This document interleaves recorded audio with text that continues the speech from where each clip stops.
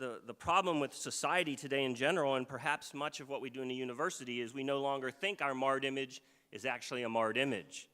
I think the fragmentation of the university is in part due to the fact that we now view human beings in fragmented ways and think of that quite naturally.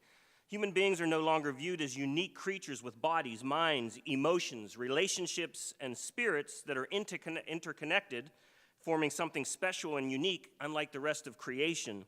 They are viewed as nothing more than evolved animals in which each part of the animal is dissected from the whole, and it's the university's job to merely feed the mind and leave the rest of the creature to other means of care. At least that's how many of our secular brothers and sisters in the universities see things.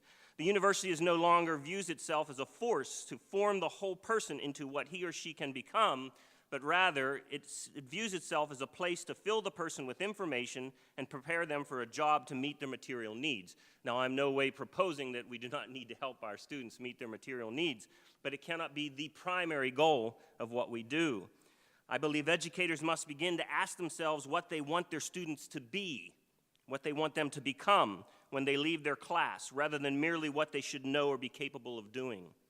My proposition is that what we know and what we do is a direct result of what we become, and a Christian educator is primarily interested in what his or her students become and explaining Christ-like so that they can think and act in godly ways.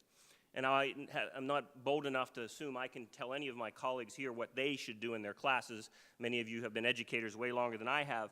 But I can share with you when I teach a class like Marriage and Family, which looks at marriage and family from a sociological, psychological, and theological perspective.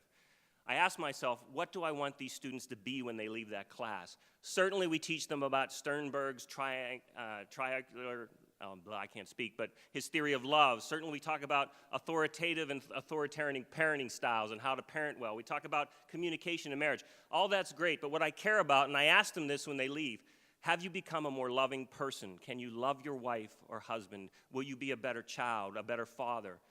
What kind of person have you become now that you've left my class?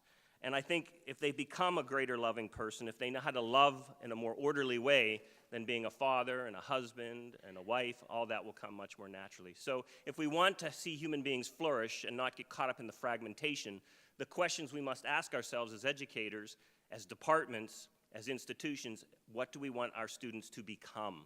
Then what they do and know will flow from that. Thank you.